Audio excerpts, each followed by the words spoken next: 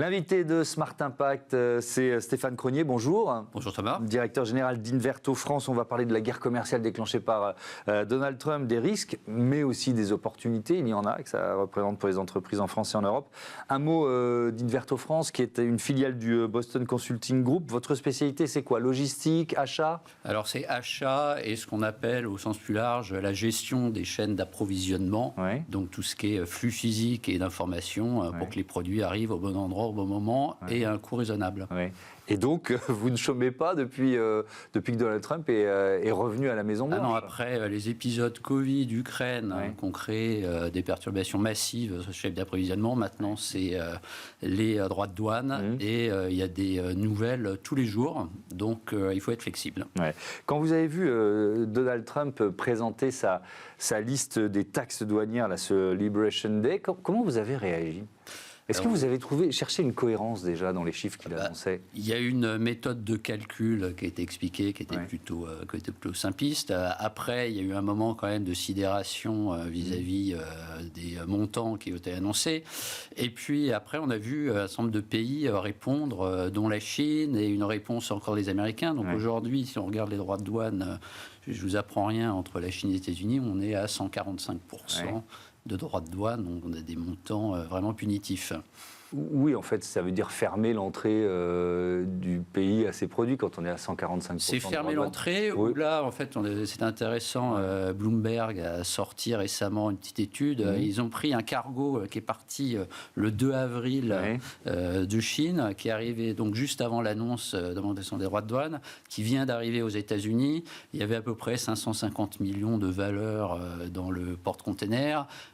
Une fois arrivé aux États-Unis, il y avait plus de 400 millions de droits de douane supplémentaires à payer.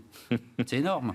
Alors Donald Trump, il a finalement annoncé une pause de 90 jours qui nous mène grosso modo jusqu'à la mi-juillet. Alors sauf pour la Chine, on va en reparler après. Mais comment les entreprises peuvent mettre cette pause à profit? Il y a des choses à faire en ce moment? Absolument. Alors il y a plusieurs types d'actions à mener. Il y a des actions d'abord de mise en place de rien de très original, de cellules de gestion de crise. La plupart des entreprises ont fait pour piloter un petit peu entre les annonces, les actions de très court terme. Il y a des actions d'influence aussi. On a vu récemment des entreprises dans le secteur automobile, dans le secteur du high-tech, aller discuter avec des lobbyistes vers le gouvernement américain et obtenir des exemptions, un gel, des mesures. On a vu ça sur l'industrie automobile, on a vu ça sur l'industrie du high-tech. Et donc, plutôt que de répondre frontalement dans les médias, cette stratégie d'influence peut être intéressante.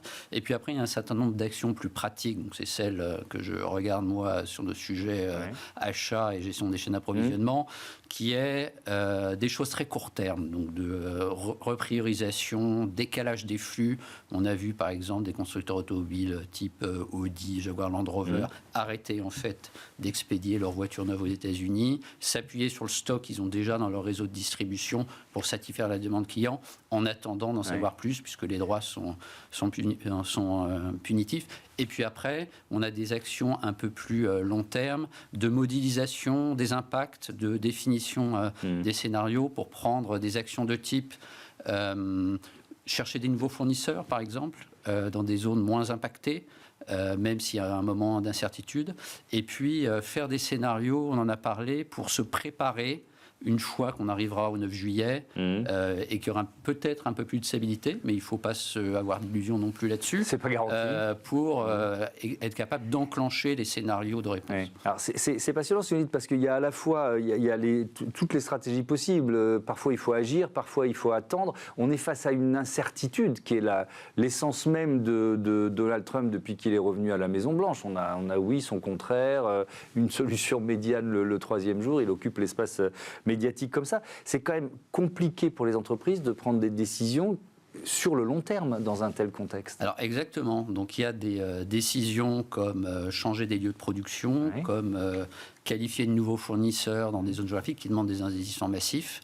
Donc là, il est urgent d'attendre, mais on se prépare en définissant justement ces scénarios, utilisant des outils digitaux pour modéliser les impacts et être prêt. Ceci dit, il y a un certain nombre d'actions que des sociétés avaient déjà commencé à enclencher, notamment à l'époque du Covid, de l'Ukraine, qu'on est de toute façon en mesure d'accélérer. Si je prends un exemple, Apple avait commencé à déplacer des moyens de production de ses iPhones vers la Chine, vers l'Inde, a accéléré ce mouvement ces dernières semaines pour justement couvrir presque l'ensemble des besoins de la demande aux États-Unis par ces moyens de production en Inde. Par ces biens de production en Inde. Alors, si on parle au niveau européen, parce que l'Union européenne, après la pause annoncée par Donald Trump, l'Union européenne a, on va dire, reporté ses représailles.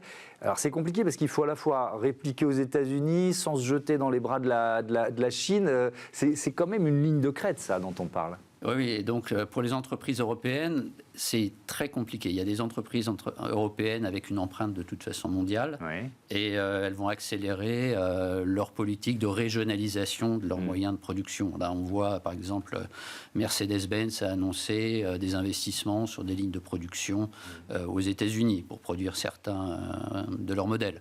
On a vu LVMH qui avait déjà une usine de production aux États-Unis qui va continuer à accélérer sur ces choses-là avec des challenges particuliers, puisqu'on a des challenges sur la main-d'œuvre qualifiée ou pas, sur des problèmes des fois de qualité. Oui, effectivement. Avec des droits de douane qui finalement, ce que j'entends, qui impactent quand même déjà parfois la résilience des entreprises. C'est-à-dire que c'est récent, mais il y a des effets concrets dès aujourd'hui ? Il y a des effets concrets. Ce que vous racontiez sur le container bloqué et la valeur de son... Non, il y a des effets concrets. On a une entreprise industrielle que je ne citerai pas, mais avec lesquelles on a échangé récemment, qui produit dans l'ensemble du monde et qui a récemment en fait redirigé ces flux vers les États-Unis qui servaient historiquement depuis la Chine, maintenant servaient de base en Asie du Sud-Est ou de leurs usines en Europe. Donc on commence à voir un certain nombre de réconfigurations et donc on parlait de capacité de résilience, d'agilité, c'est absolument clé. Ça avait été commencé à être construit au moment du Covid sur des problématiques de résilience qui étaient dirigées vers assurer la disponibilité des produits. Là, on est sur assurer le maintien de ma marge autant que possible, et c'est compliqué, mais c'est le même genre de dynamique en termes de capacité à réagir vite et à mobiliser ces moyens de production dans différentes parties du monde. Si on reprend le bras de fer États-Unis-Chine, l'une des annonces là, de ces derniers jours, c'est l'ouverture de discussions directes entre émissaires américains et chinois qui vont se dérouler en Suisse. Là aussi, si on parle d'une entreprise... mondiale, il y a des conséquences qui se font déjà sentir. Est-ce qu'on peut rester, si vous essayez d'anticiper, quand vous conseillez vos clients, vous dites on ne va pas rester à 145% de droits de douane, c'est pas possible, parce que les deux économies en souffrent d'une certaine façon. Et aujourd'hui, c'est tellement difficile d'anticiper, en fait, on n'essaye pas de deviner quel va être le résultat final. En fait, on aide nos clients à se positionner autour de différents scénarios. Donc il y a des scénarios plus réalistes que d'autres. Mais il y a des scénarios où on dit oui, les choses vont se tasser, on va arriver à quand même 10-20% de droits de douane, et puis on a des scénarios extrêmes. Mais il faut, par rapport à ces scénarios, avoir des plans d'action. Il faut avoir une réponse pour chaque scénario. D'accord. Des plans d'action appropriés qu'on est capable d'activer autour du 9 juillet, quand les choses seront peut-être plus claires. Mais entre-temps, n'importe quoi peut se passer.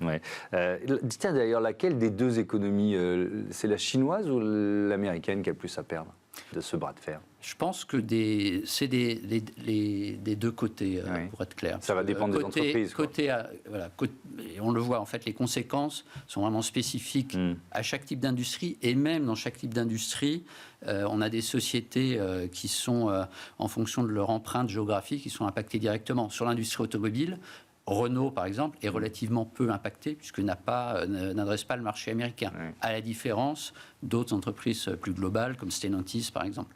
Est-ce que, alors on parlait de l'Europe, on parlait des opportunités aussi, opportunités de quoi ? De relocalisation, et donc on est dans une émission qui s'appelle Smart Impact, de décarbonation ? Alors il y a effectivement des opportunités de relocalisation de ce qu'on appelle, alors j'ai utilisé un anglicisme, de friendshoring, donc de déplacer ces moyens de production, ces bases fournisseurs vers des pays vus comme un peu plus amis. Et puis, donc, il y aura un enjeu de décarbonation puisqu'on produira au plus proche.